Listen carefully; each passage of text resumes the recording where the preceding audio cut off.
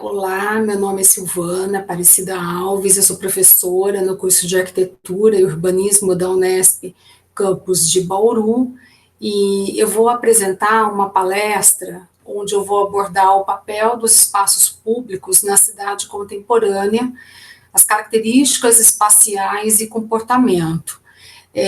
Dentro desse tema, eu vou falar da percepção ambiental como uma metodologia e um conceito para avaliar o espaço urbano. Foi com os parâmetros mesmo da percepção ambiental que eu desenvolvi um método chamado método DEPAM. Eu vou explicar como é que ele foi construído e como é que se aplica esse método, e para isso eu levei em consideração o conforto ambiental e a ambiência urbana. Então, os espaços públicos, ele tem um papel social que é muito importante, que é o de favorecer as relações sociais, né? Nas formas mais variadas possíveis. Então, o espaço público é o que permite a socialização entre as pessoas, a recreação, o encontro e uma apropriação coletiva do espaço. Os espaços públicos também têm um importante papel de favorecer atividades variadas, né, atividades físicas, atividade de recreação, essa atividade do encontro que acaba envolvendo pessoas e elas acabam se apropriando do espaço. Então, é esse tipo de interação entre elas e a apropriação que o espaço pode proporcionar que ajuda também a qualificar esses locais, as formas de uso desses locais. É muito importante também que nessas formas de utilização do espaço, ele permita que seja apropriado por todas as faixas etárias. Então, o uso recreativo para criança. É muito importante que a gente tenha elementos no espaço que proporcione, que favoreça o uso da recreação infantil, alternativas para a recreação de jovens, de adolescentes, os parques urbanos, e que a gente também consiga promover espaços que possa atrair e facilitar o uso para as pessoas idosas.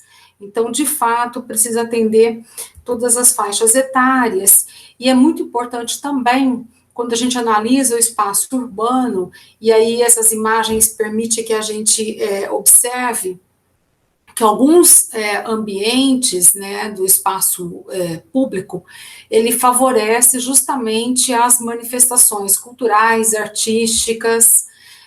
Feira é uma tradição em várias culturas, em muitos lugares do mundo. Espaços criados ao ar livre, espaços que geralmente acontecem em ambientes fechados, como sala de leitura, biblioteca, que isso possa ser trazido para o espaço externo e favorecer também ainda mais o uso do espaço público de forma mais diversificada.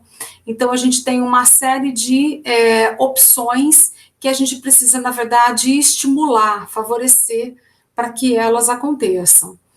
Alguns espaços, obviamente, eles são destinados mesmo à circulação e à comunicação. Eles têm uma vocação para isso, e eles acabam contribuindo até para estruturar o tecido urbano. Mas é muito importante que a gente tenha um olhar atento para gerar espaços que possam criar microclimas dentro da cidade, né? Esses espaços vegetados, mais arborizados, que contribuem também para amenizar um pouco a poluição do ar, ele acaba sendo também bastante atrativo para a usabilidade das pessoas. Então, é importante que a gente tenha dentro do tecido, né, inserido no tecido urbano, diversos espaços com essas características de gerar o microclima. Então, Obviamente, né, nós temos os espaços que têm uma característica específica para serem espaços de passagem, pode até eventualmente em algum lugar acabar favorecendo a permanência das pessoas, mas tem a vocação de serem de fato espaços de passagem. Enquanto que outros, claramente, são os espaços mais atraentes para as pessoas e acaba gerando os espaços de permanência.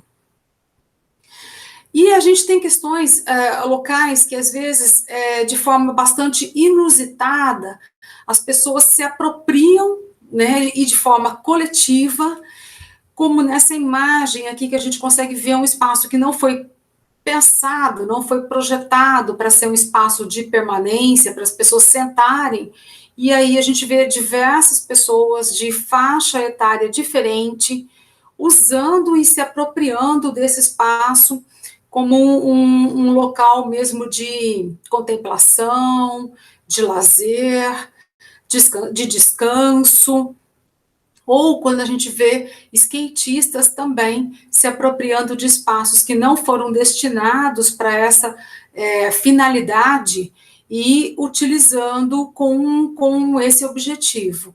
É interessante isso, porque mostra que há alguma coisa que atrai as pessoas para aquele lugar. Pode até ser que haja carência de outros espaços, e aí as pessoas acabam se apropriando desse para essa finalidade, para esse uso.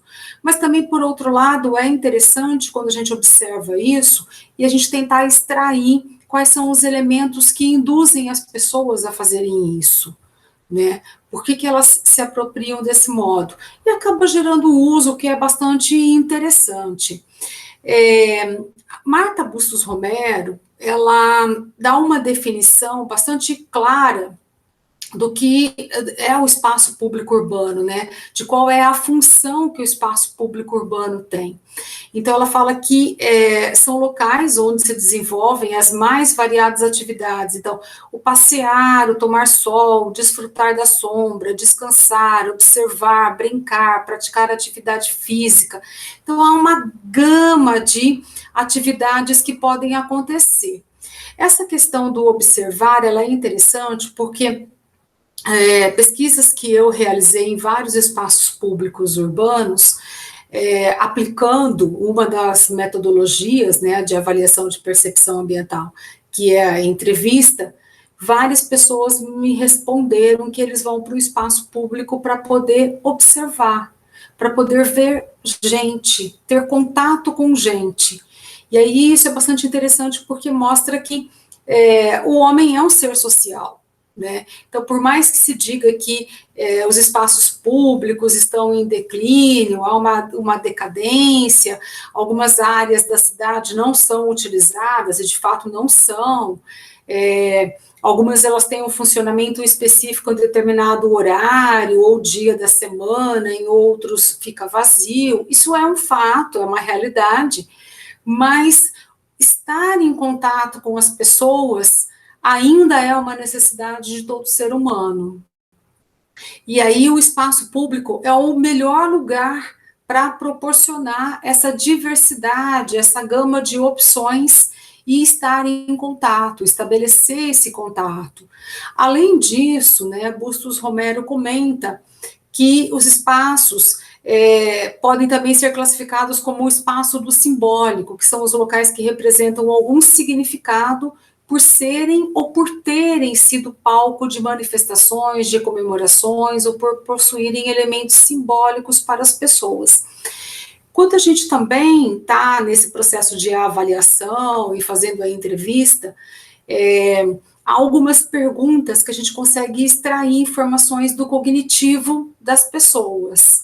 E é muito usual que eles respondam aquilo que está na memória deles, que às vezes vem de uma lembrança da infância, alguma coisa que remete à memória, um cheiro, uma característica de um determinado lugar. Então, assim, alguma coisa que tem elemento de água, algumas pessoas sempre dizem que o elemento de água é algo que remete a essa sensação de contato com a natureza, os espaços mais vegetados, e aí eles começam a falar daquilo que está na memória deles, de lembrança de lugar, ou às vezes eles relatam que aquele local que eles estão naquele momento fez parte da vida, ou na infância, ou na juventude, e aí eles voltam para esse lugar, ou eles levam seus filhos, seus netos, porque eles querem que essas jovens, essas crianças, também tenham na memória a lembrança desse local como algo realmente simbólico.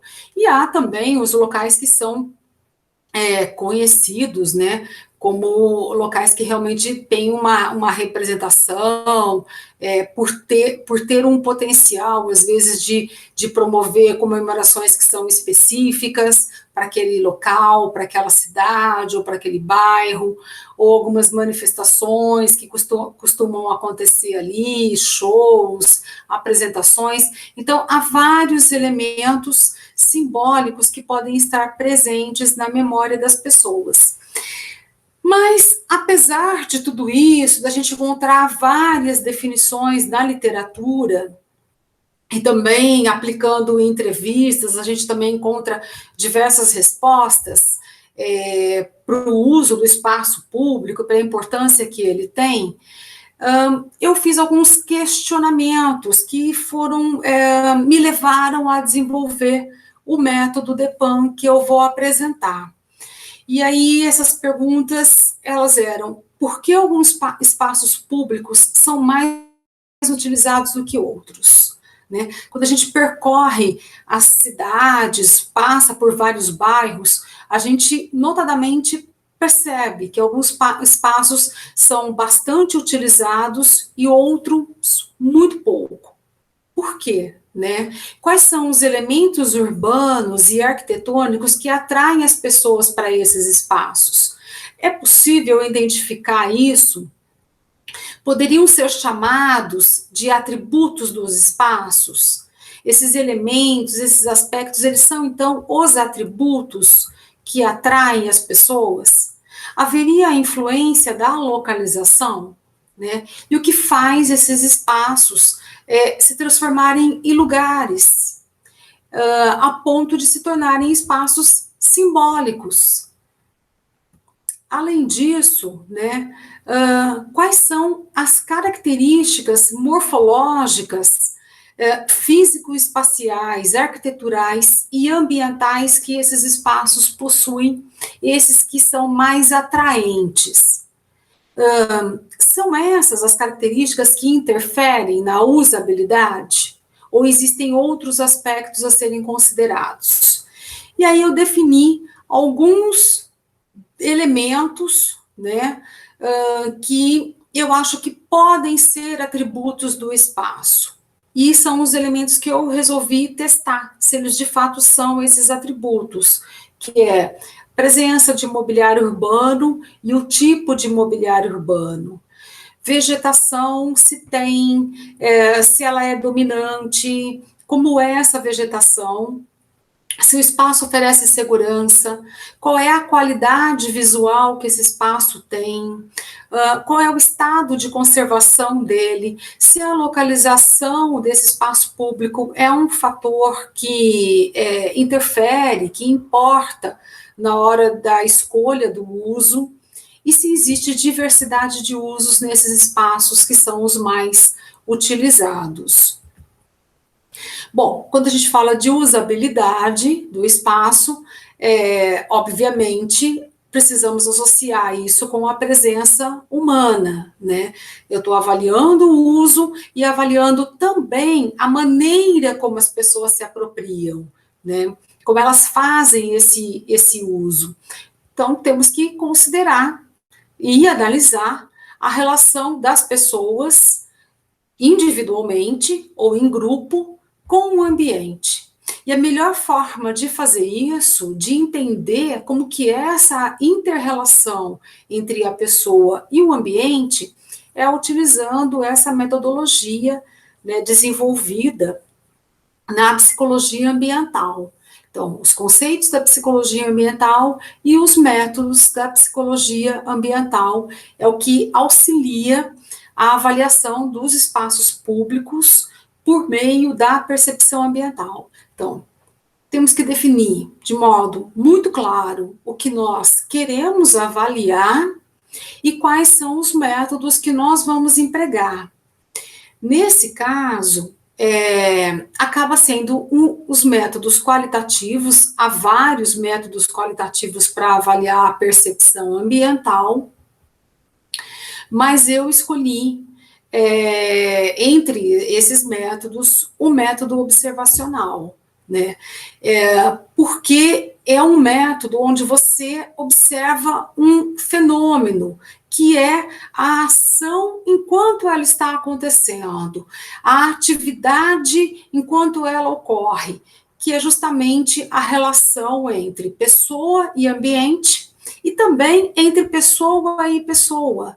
Então, o ambiente pode interferir no comportamento das pessoas? De que modo esse ambiente consegue interferir? Ao ponto de interferir até na relação entre as pessoas? Para isso, é preciso, então, observar. Só que essa observação, você não pode interferir na maneira como as pessoas estão usando o espaço. Então, diferente da entrevista que eu mencionei, que eu já fiz para avaliar a percepção ambiental em alguns espaços públicos, né? A entrevista você está interagindo com as pessoas, você está perguntando, as pessoas estão respondendo, com base nessa resposta, as pessoas acabam falando um pouco mais e elas sabem que você está ali desenvolvendo uma pesquisa. No método observacional, você precisa ficar neutro no espaço, para que as pessoas não percebam que você está observando justamente a interação delas com o ambiente, o comportamento delas, para que isso não altere a forma como elas se comportam. Então, é uma análise de uma situação natural, tem que acontecer naturalmente, e de uma situação real. Pode ser feito em laboratório, pode ser feito de uma forma artificial, usando uma situação artificial? Pode, mas alguns pesquisadores dizem que não é o mais adequado. E dentro dessa avaliação, a gente faz registros. O nosso registro pode ser fotografia, pode ser em filme, mas o mais comum é através do mapa comportamental, que esse registro vai aparecer em desenho, né? Podemos representar isso graficamente, desenhando, fazendo também anotações se necessário, e o mapa cognitivo é quando você consegue, através dessa observação, identificar nessas formas de comportamento essa relação, então, se o ambiente interfere. Claro que quando você aplica uma entrevista, você consegue extrair mais elementos do cognitivo. Porém, utilizando o mapa comportamental, ele também ajuda.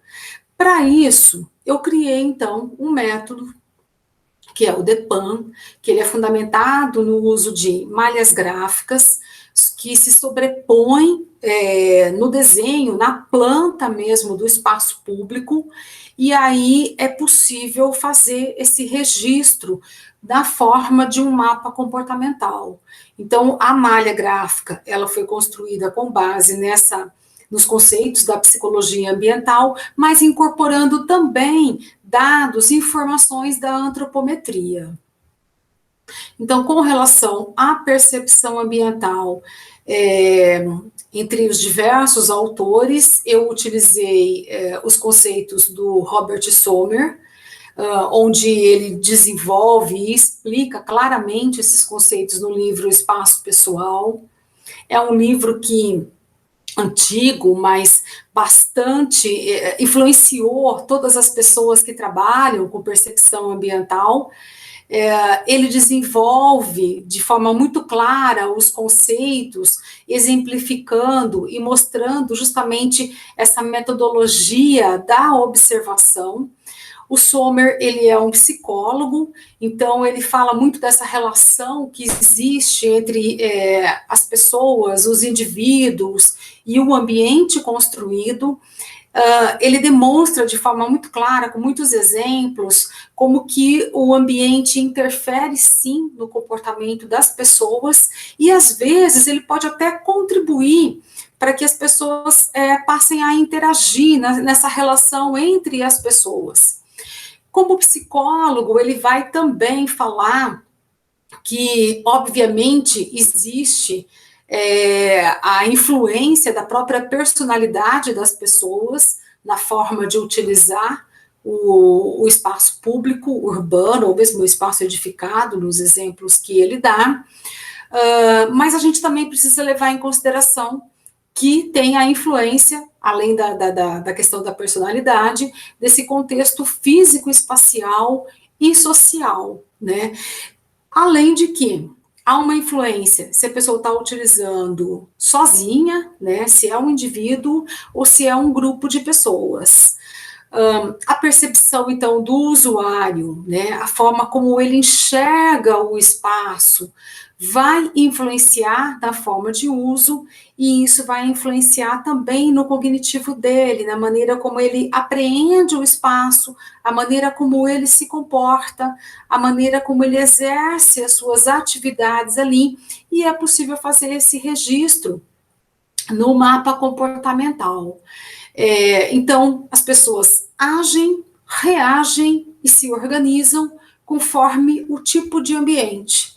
E aí, esse registro do comportamento, eu vou mostrar ele feito no método DEPAM. O Edward Hall é um antropólogo. Ele também fala da influência do ambiente no comportamento das pessoas, com essa visão da antropologia, né? Ele mostra isso no livro A Dimensão Oculta, apresenta os conceitos, apresenta métodos de avaliação também. O Hall fez testes em laboratório, assim como o Sommer, e tanto o Sommer quanto o Hall, eles dizem que é importante você avaliar realmente in loco, no próprio espaço, porque é a avaliação mais natural. O Hall, ele vai falar muito da questão dos costumes, das crenças, dos hábitos, que tem influência da etnia das pessoas. Então, a influência cultural, ela é muito importante na forma como as pessoas utilizam e se apropriam dos espaços, e aí ele mostra isso como acontece em diversas culturas, mas ele diz também que, de certo modo, né, quando ele fala dessa teoria intercultural, que há uma combinação de fatores. Então, há a influência da etnia, ou quando ele diz que há essa influência do relativismo linguístico, que é a língua que você fala, ela vai impactar na maneira também como você usa o espaço, como você interage com as outras pessoas. Então, há uma influência, há um impacto das diferenças culturais, sim.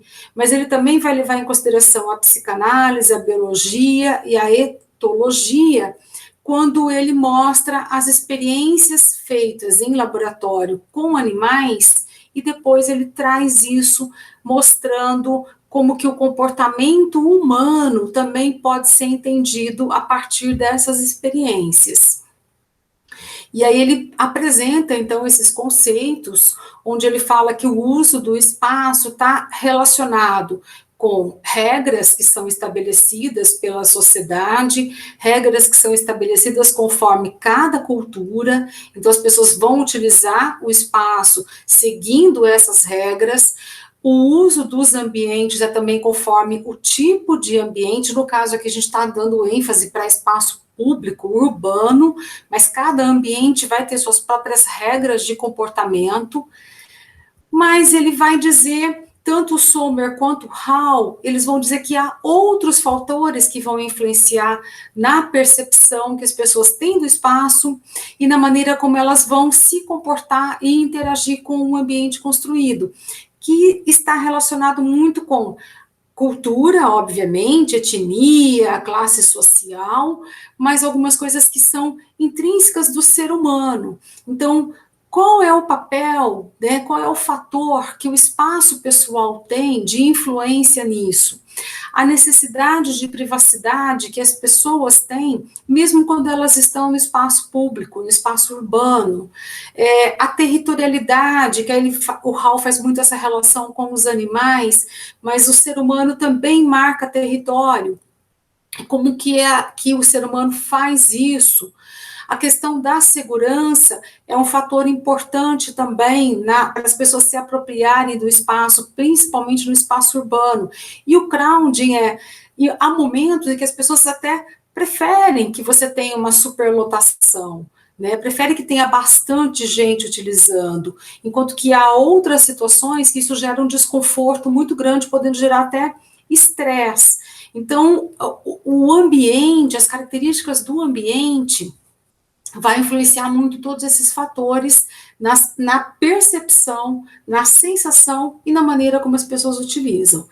Então, o espaço pessoal que o Sommer e o Hall definem, eles colocam que na verdade, como se fosse um limite em volta do corpo de todo ser humano, né? É um limite invisível que circunda o corpo das pessoas e onde nós colocamos esse limite como se fosse uma barreira, onde o estranho, né, não pode se aproximar, é visto como um intruso. É aquela coisa, quando uma pessoa chega perto demais da gente e a gente não conhece essa pessoa, a gente se sente bastante desconfortável. Então, há um limite nesse espaço, e esse limite ele é invisível. O Hall chama esse limite de bolha, né? É como se fosse uma bolha em volta do nosso corpo, e essa bolha, ela caminha junto com a gente, ela contrai e ela expande conforme o local que nós estamos, conforme as pessoas que estão à nossa volta. Então, ela é dinâmica, na verdade, porque ela vai ter a influência do ambiente, mas ela vai ter a influência também de quem é que está conosco, né? São nossos amigos, são nossos familiares, mas e quando são outras pessoas que se aproximam? E aí, quando a gente olha para essas imagens, a gente percebe aqui claramente, né, essa representação da bolha em volta do corpo humano, e a gente consegue olhar aqui e falar, olha, dá para identificar quem está junto, quem está com quem está aproximado, se a gente tem um casal sentado no banco, e quem não está junto. A distância que as pessoas acabam mantendo umas das outras. Então, essa bolha invisível, ela é claramente percebida quando a gente olha para o espaço público urbano e a gente olha como é que as pessoas estão se portando, se comportando, a distância que elas tentam manter umas das outras, né? E aí, Paneiro e Zelnick são autores que estudaram a antropometria e mediram cada parte do corpo humano e mostram que, em função dos nossos movimentos, do movimento no cotidiano, a gente ocupa um espaço, ora maior, hora menor, se a gente está sentado, quais são as medidas que o corpo humano ocupa, se a gente está em movimento, se a gente está em pé parado. Então, eles estabelecem as medidas, que é uma medida meio padrão, né, aquele percentil dos 95%, então todos os seres humanos, a maioria das pessoas se encaixam nessa medida de ombro a ombro, do limite do peito, a nuca, então, dentro dessa medida do corpo humano,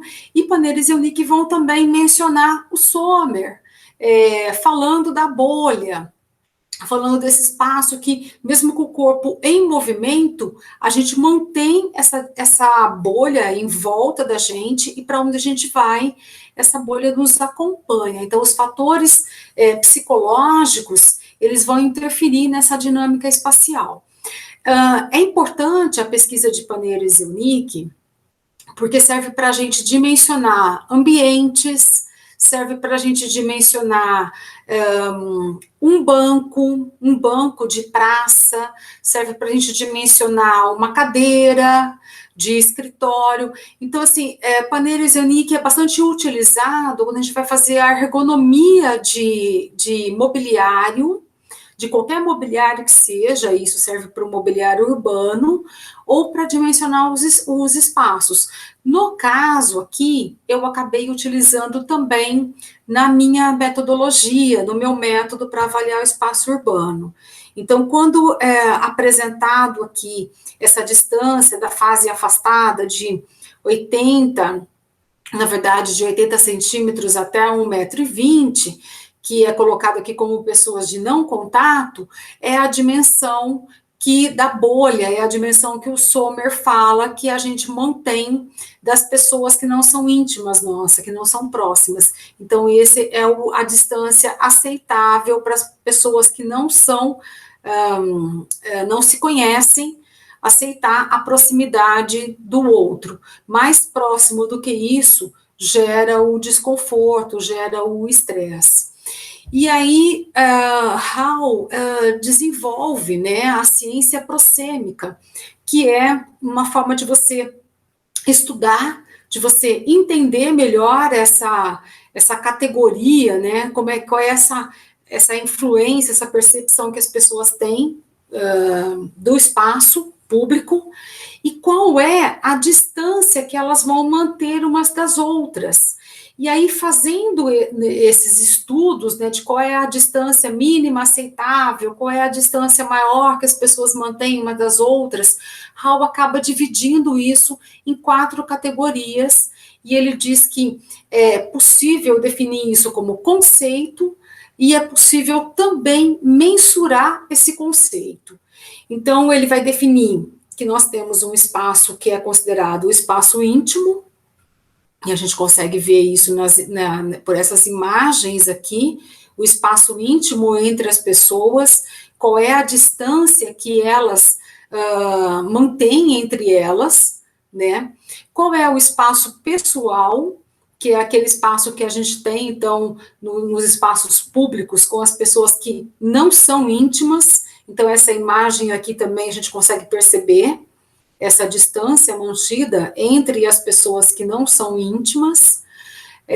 O espaço pessoal, ele é também o espaço que a gente acaba mantendo entre colegas de trabalho, quando você está num ambiente de trabalho, às vezes um pouco mais próximo do que manteria entre pessoas estranhas, né? A gente consegue ver aqui também por esse banco, esse espaço pessoal sendo mantido entre as pessoas, estão bem próximas, conforme elas fazem o movimento que Paneiro e Zelnick comenta do corpo humano, o movimento dos braços, enquanto falam, elas podem até acabar encostando umas nas outras, mas isso acaba sendo aceitável. A gente consegue perceber aqui já um espaçamento um pouco maior, mas também dá para identificar claramente que são pessoas que se conhecem, que estão utilizando, se apropriando de um espaço urbano. Existe essa distância que é o espaço social e a distância que é do espaço público. Então a gente vê que pessoas que não são tão próximas, que não estão interagindo umas com as outras, elas vão manter essa distância do espaço social, que é esse exemplo aqui, o espaço um pouco mais afastado.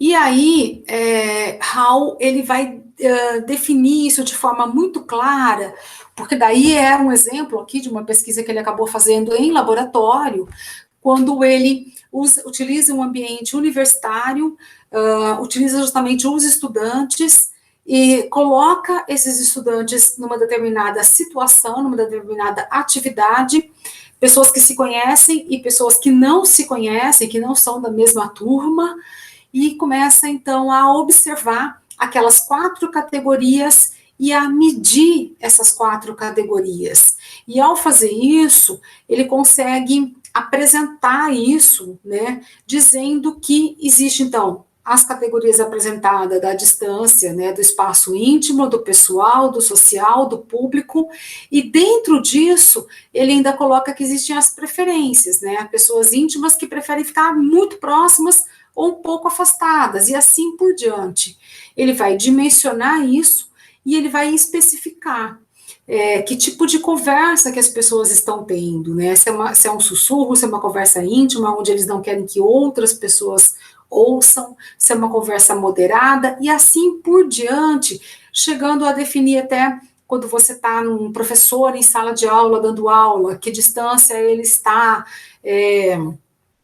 se é uma palestra, ou se é um comício, se é um show, como que essas coisas vão acontecer, que distâncias são essas.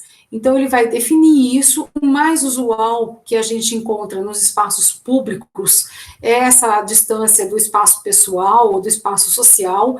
Eu circulei aqui porque isso foi o parâmetro que eu utilizei para definir a dimensão da minha malha gráfica, ficar mais claro isso quando eu apresentar, e eu tomei bastante esse parâmetro da categoria que o Raul coloca, que é do espaço social, dessa medida aqui de 1,20 m, podendo variar um pouco mais.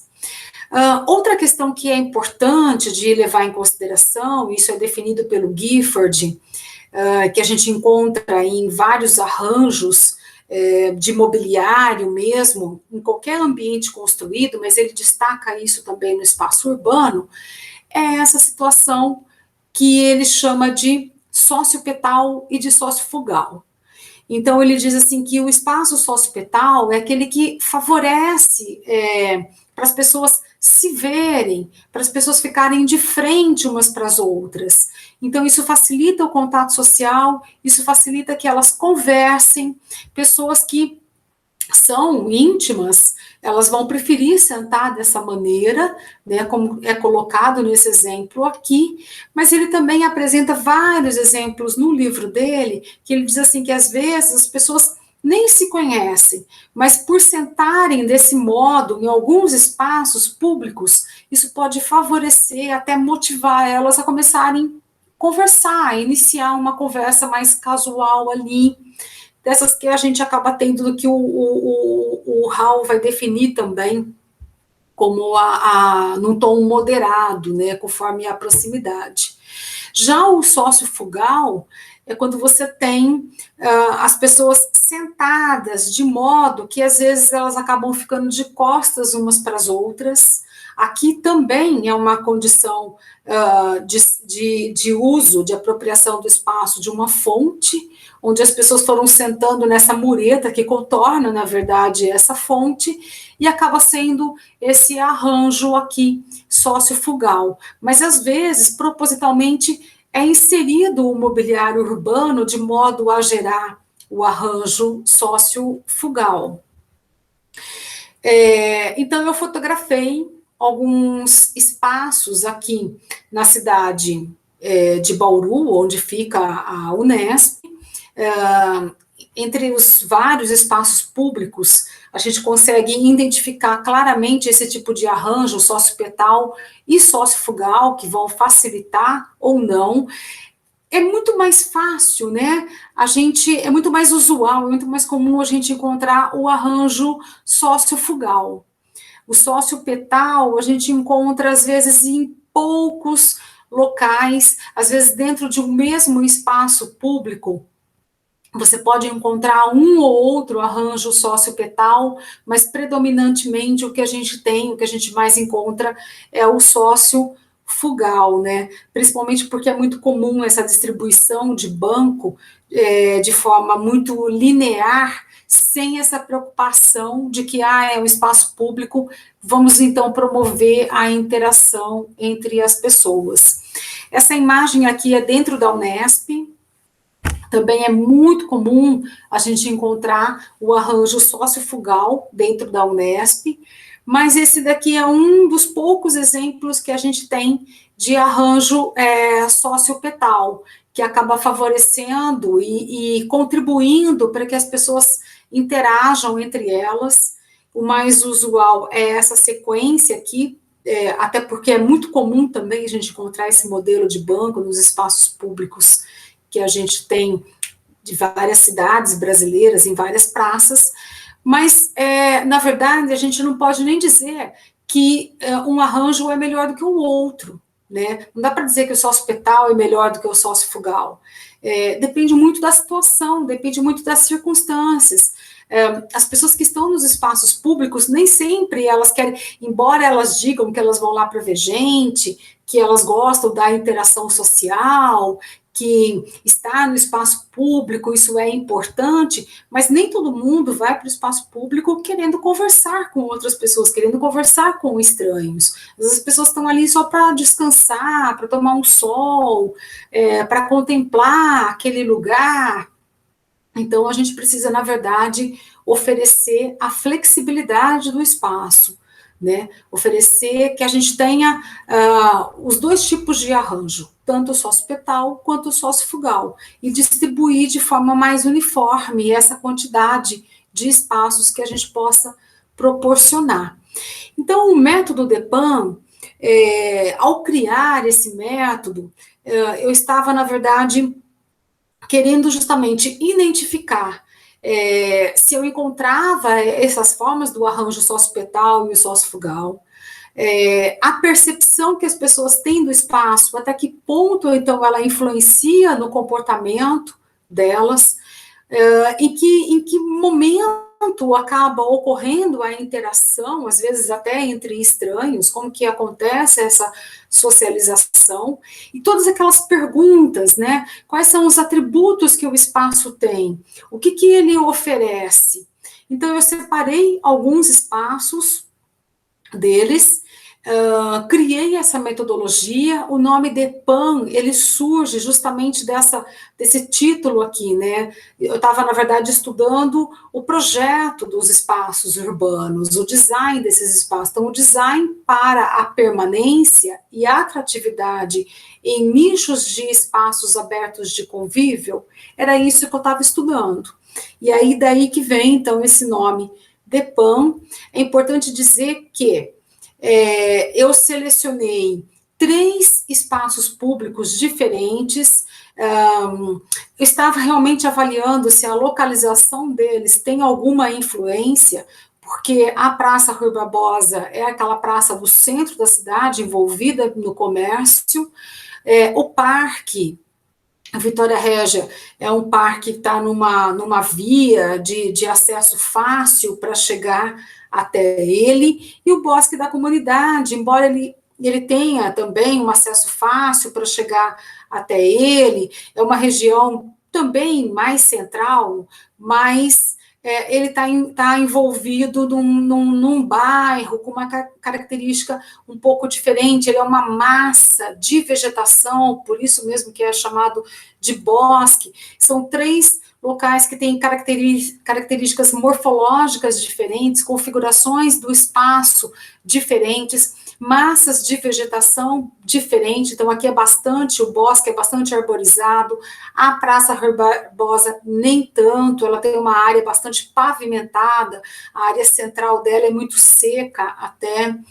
O Vitória Régia, ele intercala isso, ele tem massas de vegetação em alguns pontos dele também.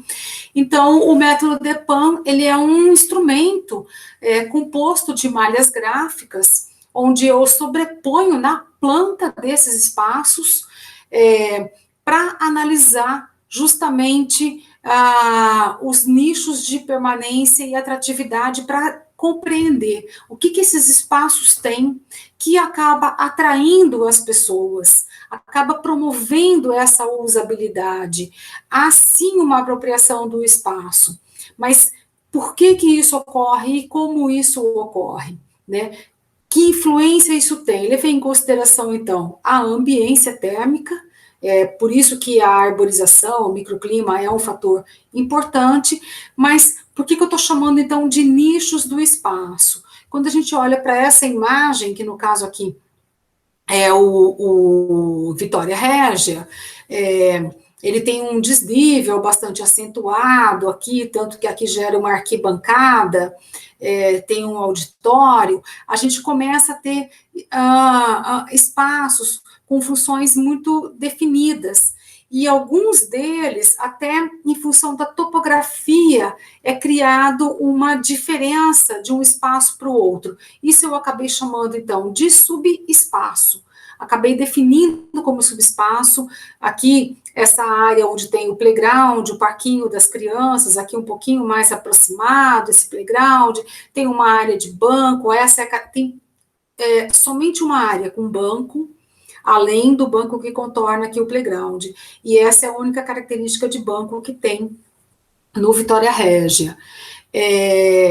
O bosque ele já tem uma outra característica, ele é um local que tem uma trilha para caminhada, tem um playground também para as crianças, mas ele acaba tendo alguns equipamentos distribuídos ao longo dele para estimular mesmo as pessoas a fazerem atividade física, porém a forma de apropriação das pessoas é a mais variada possível, como dessa pessoa que está sentada aqui lendo num local que era para um equipamento de ginástica.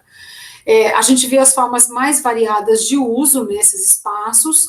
Aqui, então, a Praça Rui Barbosa, que é a praça que está no centro da cidade, ela tem uma área pavimentada grande. Vocês podem notar aqui nessas fotos, eu não tirei foto com pessoas. Quando eu estava tirando foto com pessoas, elas reclamaram, eu tinha submetido minha pesquisa ao comitê de ética, eu precisava ter o aceite das pessoas para poder fotografar, e as pessoas não aceitaram. Tem uma praça que tem um uso intenso de pessoas, eu tive que tirar isso bem no comecinho da manhã, sem as pessoas utilizando, porque elas não autorizaram que a imagem delas aparecesse.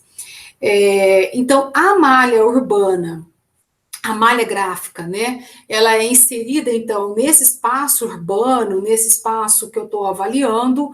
Eu adotei, então, as medidas que foram definidas pelo Sommer e pelo Hall como as medidas do espaço pessoal.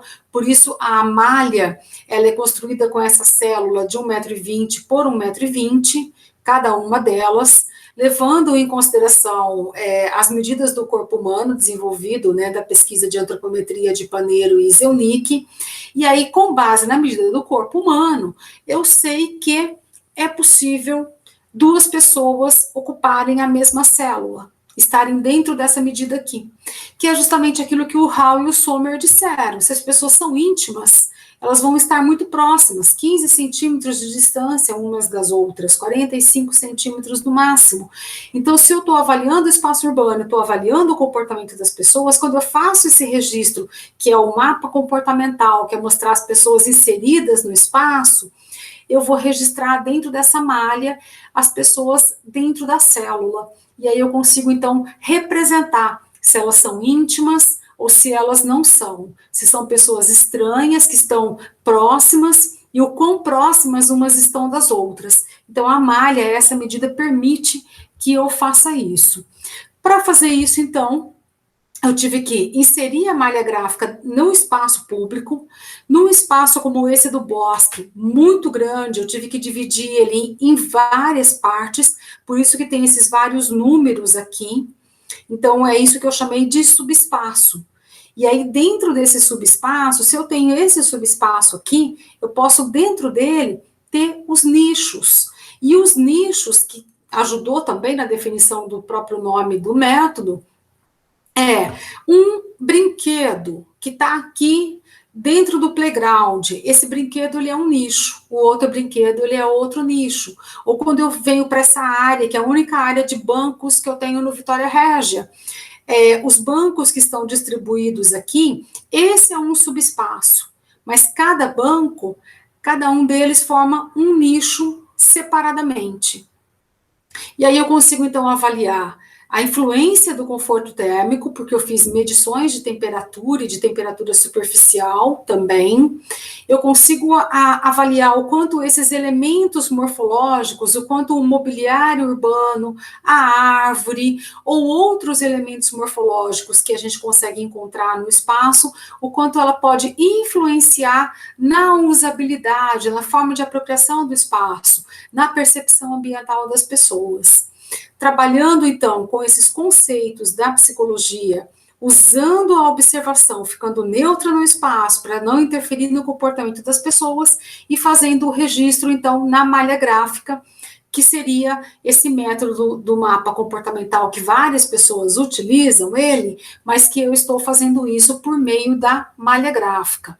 Então, eu peguei aquela área do banco, que eu comentei que é a única área que tem o banco no espaço do Vitória Régia, e aproximei aqui para mostrar como que a malha gráfica, ao ser inserida nesse espaço, eu consigo, dentro dessa área que está delimitada em amarelo, mostrar que eu tenho, então, vários nichos dentro de um subespaço.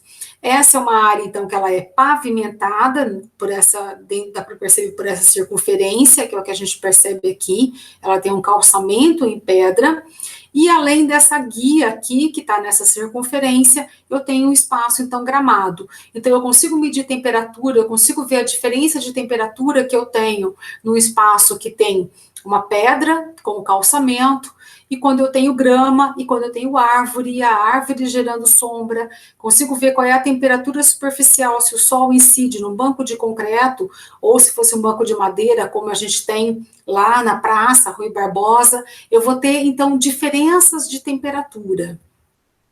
Fazendo isso, então, eu defini, tá, mas então, quais são os atributos do espaço? O que atrai as pessoas para esse espaço? Né? O que faz com que elas utilizem, e ou dentro desse espaço, por que elas usam mais uma determinada área do que outra área, do que outro subespaço? Quais são os nichos que são mais atraentes? Então, eu defini os atributos e separei eles por malhas. Eu criei, então, diversas malhas. E aí elas são, então, elas têm funções específicas de análise e passaram a ser denominadas em função do tipo de atributo que eu estou avaliando. Então, eu vou ter o que eu chamei de malhas fixas, que é a malha onde eu represento o banco. Aí eu consigo representar o design desse banco, se ele tem encosto ou se ele não tem encosto. Consigo representar também o tipo de arranjo que esse banco tem, se ele é sociopetal, ou se ele é sociofugal, ou se ele está isolado ali no espaço. Consigo também avaliar se há uma influência do material do banco, se esse banco é de concreto, se esse banco ele é assento e encosto feito de madeira. Consigo também avaliar a influência do revestimento do piso, se é terra, se é grama, se é asfalto, se é concreto, se é pedra. Isso tudo vai interferir na temperatura superficial do microclima que eu estou avaliando ali. Então, por isso que eu estou avaliando o desempenho funcional, físico-funcional, estou avaliando o desempenho ambiental, que é o térmico, e estou avaliando o comportamento das pessoas. Só que nisso eu vou, então, distribuir. O que são essas malhas fixas é aquilo que não muda no espaço. Eu fiz essa avaliação nas 4 estações do ano, e nas 4 estações do ano eu não tenho diferenciação nesses elementos aqui, nesses atributos. Até tive. E aí, no caso do Bosque, eles trocaram alguns bancos, mesclaram bancos com encosto, bancos sem encosto. Então, assim, de uma estação do ano para outra, teve essa diferenciação, e aí eu tive que mudar. Mas, de um modo geral, isso não acontece, né? Então, ela é uma malha fixa. Eu vou observar e vou fazer esse registro uma única vez. Já a malha dinâmica, eu estou avaliando as condições ambientais e estou avaliando as condições de comportamento das pessoas.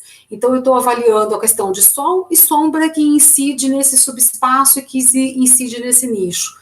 Vou medir a temperatura superficial, que vai ter influência se eu tenho sol incidindo ou sombra.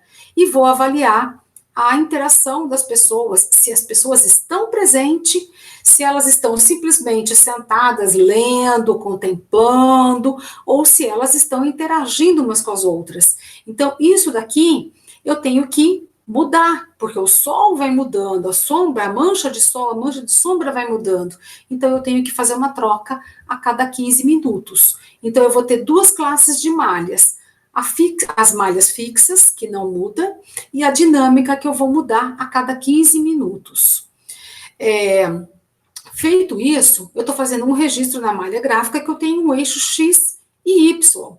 Mas quando eu quero avaliar o que é realmente o atributo do espaço, a maneira como as pessoas utilizam e o que influencia nesse uso, ao avaliar o atributo, eu consigo gerar uma malha tridimensional que vai ter um eixo Z.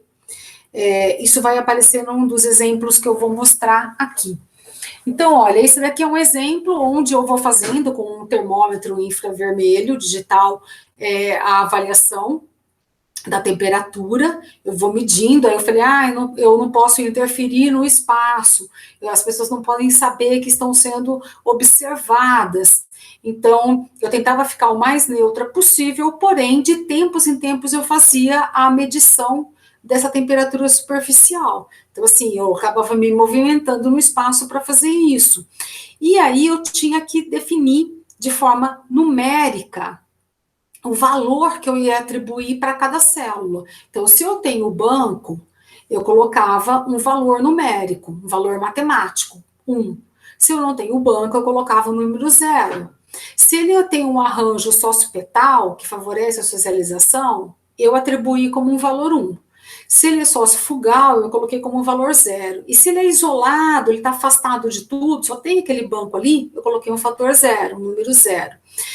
Também coloquei um valor, eu coloquei aqui o exemplo de terra e de pedra, mas tinha também os valores que está em função da condutividade térmica, de quanto que absorve, quanto que transmite de calor, isso é conforto térmico, né? E aí usei os parâmetros mesmo da condução de calor de cada material para definir valores, atribuir valores para terra, para grama, para asfalto, para pedra.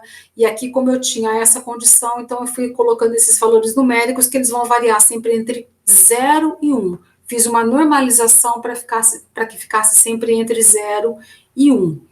E fui fazendo, então, essas medições, fui fazendo esses registros, o que acabou. As malhas fixas, eu consigo fazer uma sobreposição de camadas entre elas. Nessa sobreposição de camadas, eu vou ter, então, aqui 5 malhas, onde eu sobreponho, e aí esses valores numéricos que vão estar dentro daquelas células, eles passam a ser somados.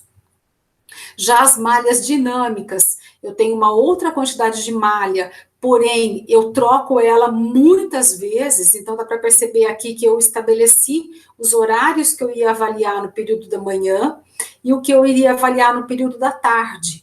Então, eu acabei gerando 12 malhas para o período da manhã, 12 malhas para o período da tarde, faço a sobreposição entre elas em camadas, onde vai aparecer esses valores numéricos, mas, na verdade, o que eu queria com o método DEPAM? Eu não queria apresentar isso em números, eu queria apresentar, na verdade, isso graficamente, eu queria que fosse visual a gente enxergar, onde eu tenho uma sombra de uma mancha de sol, onde eu tenho uma sombra, onde eu tenho a influência da vegetação, onde eu tenho o mobiliário urbano ali.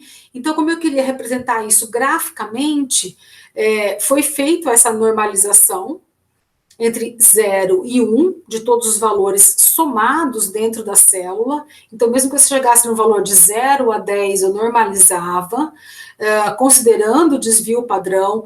Para isso, acabei utilizando um SIG, o ArcGIS, porque o próprio ArcGIS ele já faz esse desvio padrão, ele ajuda nessa normalização, fazendo essa sobreposição de camadas, de malhas, inserindo uma em cima da outra, e com isso, por gerar o valor numérico, eu consigo gerar o índice DEPAM, onde eu consigo classificar com base nesses valores numéricos, e aí o ArcGIS, ele permite que eu faça isso, eu consigo classificar em valores e atribuir um índice. Quanto mais próximo desse número aqui de 0,55 ou acima disso, melhor é o índice, melhor é o desempenho no meu nicho. Então, isso daqui é aquela área circular dos bancos que eu mostrei com a malha inserida. Eu consigo aqui ter uma cor mais escura, onde eu tenho um atributo melhor, que é onde eu tenho o banco.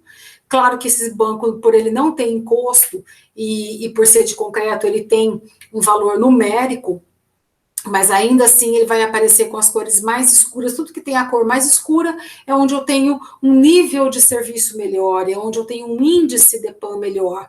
Então é onde eu permito que as pessoas possam sentar. Algo que não daria, quer dizer, daria, mas não seria confortável aqui nessa área central. Eu tenho aqui a mancha de sol ou a mancha de sombra. Aí tem um fator que vai variar conforme a estação do ano, né? Eu atribuí para os dias quentes, então verão e primavera, o valor 1 para a sombra e o valor 0 para o sol. E o valor meio quando eu tenho uma sombra rala ali. E fiz o inverso quando eu tenho o inverno, né? Quando eu tenho uma manhã fria, que aqui era o caso. Então, onde está mais clarinho é onde eu tinha sombra. E onde está mais escuro é onde o sol estava incidindo. Para um dia frio, as pessoas acabam dando preferência para sentar num local, principalmente no período da manhã, no local em que tem o sol. Então, esse é o índice de PAN, onde eu consigo, através do índice, classificar conforme a estação do ano e representar, então, através de forma gráfica, os atributos desse espaço. Só que a usabilidade, se eu estou avaliando a usabilidade, eu tenho que avaliar onde as pessoas têm preferência por usar. Quais são os subespaços, quais são os nichos do Parque Vitória Régia, por exemplo, que as pessoas utilizam mais? Quais são os espaços que são mais atrativos para a permanência? E não são apenas espaços de passagem. E aí, para minha surpresa, porque eu achava que precisava inserir mais bancos no Vitória Régia, não é a área dos bancos. A área dos bancos ela é muito pouco utilizada. Às vezes ela é utilizada num dia, numa manhã fria, que está batendo sol. Isso era o que eu observei aplicando as malhas. Enquanto que essa área aqui, ela é a mais utilizada, onde eu tenho esses números. E aí o subespaço 19, que é esse daqui, que aqui eu ampliei ele, aqui é onde eu tenho a representação das pessoas. Então, eu consigo representar na malha gráfica as pessoas representando por gênero, se é homem ou mulher, usando o símbolo universal de gênero, para fazer esse registro no espaço urbano, a forma mais fácil de registrar a faixa etária, para saber se todas as faixas etárias são contempladas ali, era utilizar uma caneta a 4 cores, porque você rapidamente muda com a cor e você representa a faixa etária. Então, eu utilizei o preto para adulto, o vermelho para criança, o verde para adolescente, e o azul e jovem, e o azul para idoso. E aqui eu consigo, então, fazer essa representação mostrando onde é que as pessoas se posicionam, onde é que elas estão. Dá para perceber, cada pontinho desse aqui, cada bolinha dessa, ela representa justamente a célula de 1,20 m por 1,20 m. Então, eu consigo ver se as pessoas estão na mesma célula. Olha aqui o símbolo feminino e masculino. Era um casal na mesma célula. Então, isso daqui representa realmente a proximidade das pessoas. Aqui era um grupo de pessoas, dá para identificar gênero, né, o homem e 3 mulheres aqui, dá para identificar como é que eles estão posicionados em cada uma das células, então, as distâncias que eles estão mantendo entre eles. Porém, eu queria mostrar se essas pessoas estavam interagindo ou não. E aí eu criei, então, um símbolo, que é esse daqui, essas setinhas, né? Sempre que tem uma setinha, a flechinha, indica que as pessoas estão interagindo, e sempre que tem o arco é para dizer que, sim, há duas pessoas na mesma célula, é para reforçar isso, porque às vezes acaba o símbolo de gênero sobrepondo, e aí é para mostrar que há duas pessoas na mesma célula, quase que a mulher aqui, né, adulta, e a criança no colo dela. Então, eu consigo representar com um arco que estão na mesma célula. E consigo mostrar que há uma interação aqui com um homem. E que essas pessoas, e que tinha uma outra pessoa junto com esse homem, que no caso era um outro menino, era uma criança. E que estavam todos interagindo. Então, eu consigo representar a pessoas, a forma como elas utilizam o espaço, e no caso aqui eles usam para fazer piquenique, eles usam para fazer malabares, eles usam para sentar em raízes de árvores, porque não tem banco, ou eles sentam diretamente na grama, levam toalha. Então, esse espaço aqui, ele é utilizado de forma bastante intensa. E aí, só para mostrar mais um espaço, que é a Rui Barbosa, eu peguei aqui... dividi ela também, dá para ver aqui representado em vermelho cada um dos subespaços por número, dividi, assim como eu fiz no exemplo anterior, dividi esses subespaços, dentro dele eu tenho diversos nichos, aqui então é um exemplo da malha gráfica colocada sobre a área inteira, claro que dividir em diversos subespaços, e aí eu peguei um exemplo aqui, olha, o subespaço 7, há vários nichos dentro dele, o subespaço 12, que é o que eu estou representando aqui, maior, há vários nichos dentro dele, aí eu tenho aqui o arranjo sócio-petal, aqui eu tenho o sócio-fugal, porque tá de costas para esse banco, no caso aqui são bancos que têm encosto, aqui eu tenho o banco isolado, aqui eu também tenho o banco isolado, conforme o horário do dia, esses espaços, ora tem mais sombra, ora tem incidência de sol, então tem uma diferença aqui. Agora, é lógico que ao dividir isso em diversos subespaços, eu não tinha como analisar, avaliar todos eles. Nem na Praça Rui Barbosa, que é um espaço menor, eu não consigo ter visão da ela inteira, muito menos no Bosque, e muito menos ainda no Vitória Regia, que era o parque, que é o espaço maior. Então, é claro que eu tinha diversos colaboradores, né? Você treina essas pessoas, isso é muito rápido, as pessoas aprendem muito facilmente a utilizar.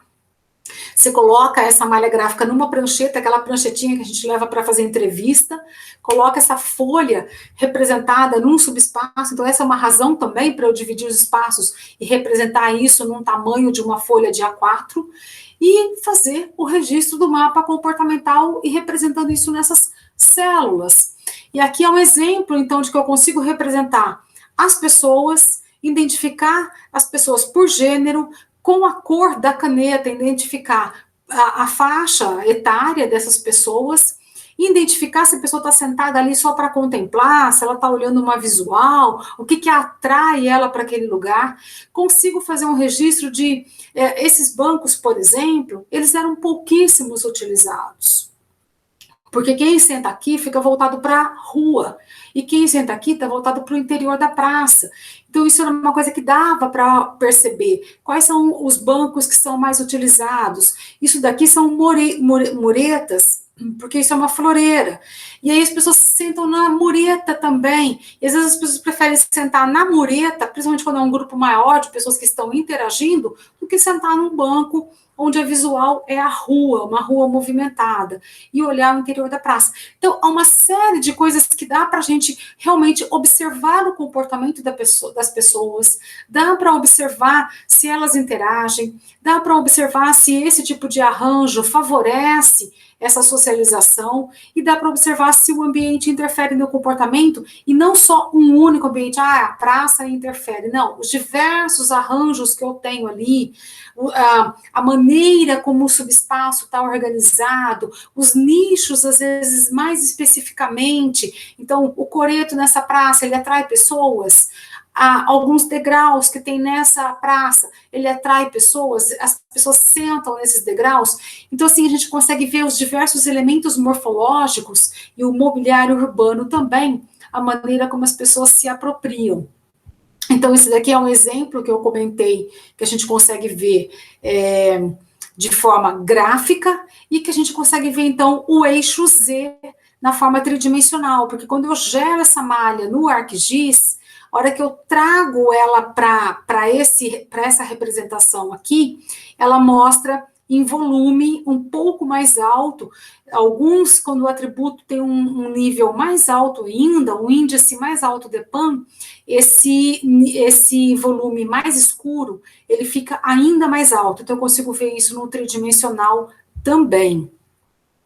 E aí, um exemplo, então, desse espaço aqui, que é o arranjo sociopetal, sendo utilizado pelas pessoas. Algo também que dá para a gente identificar se tem preferência de gênero. E eu consegui ver aqui na Praça Rui Barbosa que há preferência de gênero, sim. Para cada espaço, a gente consegue identificar algumas preferências. Bom, trabalhei com o ArcGIS. O ArcGIS, ele é pago, não é todo laboratório de universidade, né, de faculdade de arquitetura que tem o ArcGIS. Como eu trabalhei isso na minha tese, então a minha orientadora, ela tinha no laboratório dela, na UFSCar, embora eu tenha feito a minha tese aqui na Unesp, ela foi minha orientadora aqui na Unesp, mas ela também utilizei o laboratório que ela tem, porque ela também é professora da UFSCar, e utilizei o ArcGIS lá, e aí eu queria testar. Mas e aqui na Unesp nós não temos o ArcGIS? É possível usar outros software para representar essa malha gráfica? Né? Primeiro que o valor numérico eu consigo fazer isso no Excel. Consigo representar isso no AutoCAD? Consigo, mas ele é manual, é possível, fiz já trabalhos com outros alunos em que foi feito no AutoCAD, avaliamos quanto tempo foi gasto para representar a malha gráfica, e aí a gente viu que o AutoCAD não era o mais viável.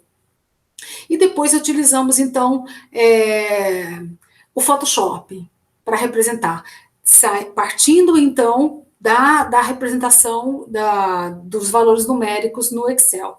Então, já fiz algumas pesquisas também, onde já mostrei a adaptação do DEPAN, não só para espaço público urbano, mas para espaço fechado, avaliamos biblioteca, já avaliamos aeroporto, mas eu peguei essa pesquisa aqui, porque essa minha orientanda, com Bolsa FAPESP, ela acabou avaliando novamente a Rui Barbosa. E aí nós fizemos uma alteração nos atributos, porque o DEPAN, ele permite que você troque os atributos e que você avalie outros atributos. Então, quando eu avaliei somente a permanência, eu não avaliei as pessoas que estavam circulando, cruzando na praça, esse fluxo de pessoas. Então, eu quis que ela fizesse essa avaliação do fluxo das pessoas na iniciação científica. Quis também que ela avaliasse a conservação dos bancos, se esse também era um fator.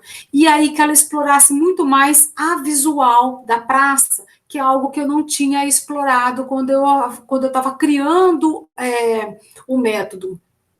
A legibilidade, onde você está no mobiliário urbano, o que você vê, isso também influencia, então a gente acabou alterando. Então o DEPAN, ele permite que a gente faça isso, então aqui já é uma representação no Photoshop que ela fez, ele não vai gerar aquelas malhas gráficas que eu acabei de mostrar, aquele valor tridimensional, o eixo Z, no caso aqui, não vai ser gerado, porém é possível representar também. E aqui a gente consegue ver claramente, coisa que eu já tinha observado quando estava aplicando a malha, que a gente tem, e aí eu vou dar ênfase aqui no caso da Praça Rui Barbosa, que a gente tem locais que são de preferência masculina, de maioria masculina. A gente tem preferência masculina em alguns espaços de homens mais jovens, e a gente tem preferência masculina em alguns espaços de homens mais idosos, de pessoas idosas. A gente tem preferência de pessoas que são família, né? Mãe com criança, pai com criança. Eles escolhem outros locais da praça para sentar. Então a gente começa a ver que você tem os espaços de permanência e há sim a preferência na forma de uso, há diferença no comportamento das pessoas conforme esses espaços de uso. Então eu vou passar aqui só para mostrar como é importante, né? No caso aqui, essa é uma praça que acontece feira, acontece aqui estava tendo uma roda de capoeira, as pessoas observando, e aqui a gente fez já o registro de como as pessoas circulam pela praça, se há algum eixo de predominância nessa circulação, ou quais são os eixos de predominância, se atividades como essa, no caso da capoeira, se ele atrai as pessoas jogando, tem gente que leva a mesinha, abre aí e joga dominó, joga cartas, igual numa das imagens que a gente viu, que eu peguei de livros, que mostram isso acontecendo em outros países, a gente vê isso acontecendo aqui na Praça Rui Barbosa com bastante frequência. Há um espaço de preferência, quando a gente vê grupos de mulheres, que elas acabam sentando, às vezes, um pouco mais afastadas desses espaços aí, predominantemente masculino. Há momentos de interação, obviamente, também. A gente consegue ver aqui quando as pessoas estão na mesma célula, e aí o arquinho é o que representa essa proximidade entre as pessoas. Dá para a gente ver quando elas estão interagindo, se elas estão sentadas no banco e as que estão em pé, e qual é o grau de proximidade entre elas. Quando há essa aglomeração, isso não é um crowding, como o Hall, o Sommer falam, mas é uma aglomeração de pessoas em volta de um banco, em volta de um nicho. Então, isso contribui para a gente ver assim, o que atrai mais as pessoas. No caso aqui da Laura, que estava fazendo então essa avaliação com a Bolsa FAPESP, da conservação dos bancos, ela foi atribuindo, então, outras cores para mostrar o que está bem conservado, o que está mal conservado, o que você tem uma visual melhor da praça, no caso aqui, e o que você não tem. Então, aquele exemplo, né, que você tem a visão da rua, ela já usava uma outra cor de banco. O que as pessoas preferem, então, quando você tem um sol intenso, se elas buscam realmente a sombra nos dias quentes, e aí, às vezes acaba gerando a aglomeração, porque as pessoas estão procurando os espaços de sombra.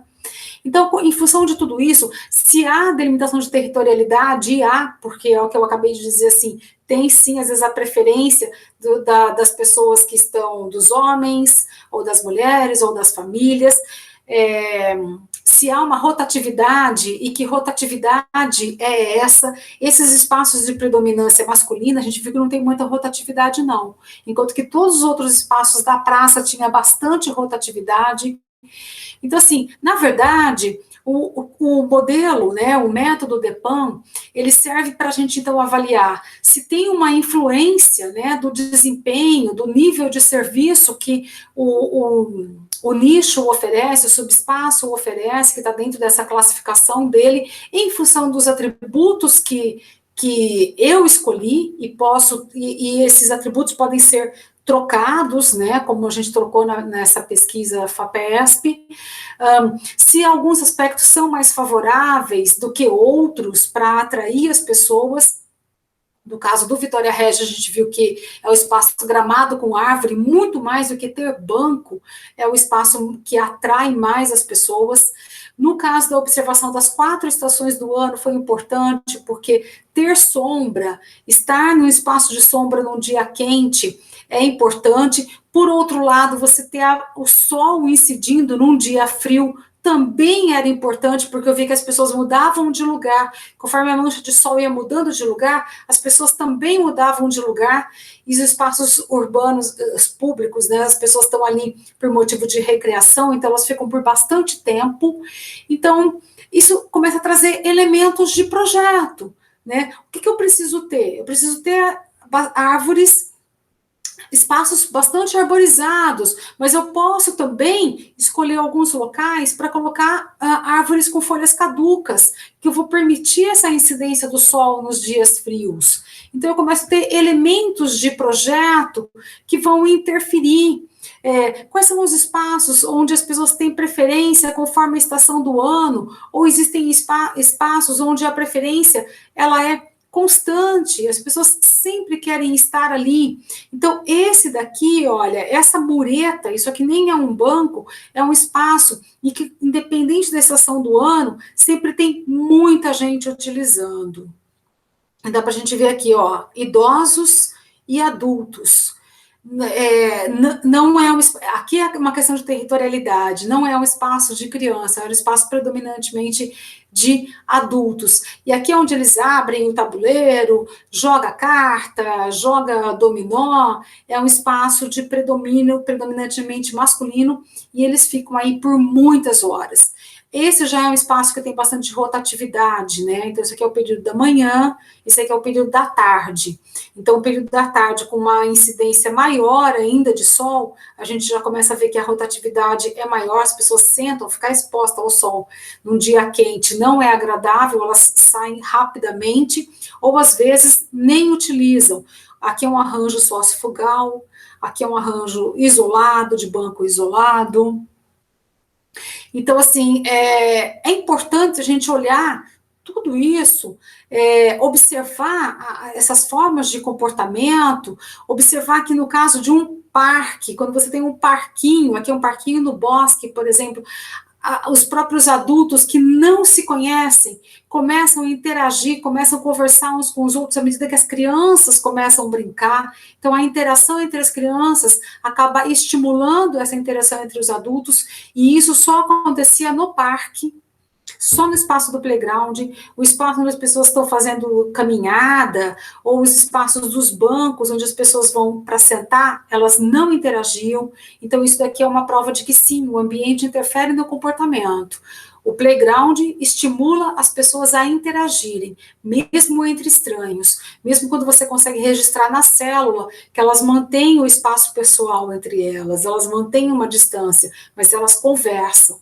E elas começam as conversas tipo assim, eu trago aqui para brincar com bastante frequência, você vem sempre, conversas informais. E outros espaços, as pessoas não interagem. Mesmo que você tenha o banco no arranjo sócio-fugal, mesmo que um pouco próximo do outro, as pessoas não interagem. Então, há sim influência do ambiente, do comportamento das pessoas, mas não do ambiente como um todo. O parque tem uma influência, a praça tem uma influência. Não, cada subespaço tem uma influência, ou cada nicho tem uma influência. Além disso, há nichos que geram maior atratividade, maior permanência, e outros menos. Então, quando a gente observa isso, é muito mais fácil esse efeito no comportamento, a gente definir, então, diretrizes projetuais, né, dar subsídios para projeto. É isso, gente. Eu queria, então, fazer essa apresentação, né, do método e de como ele pode ser aplicado, então, num espaço urbano. Espero que vocês tenham gostado.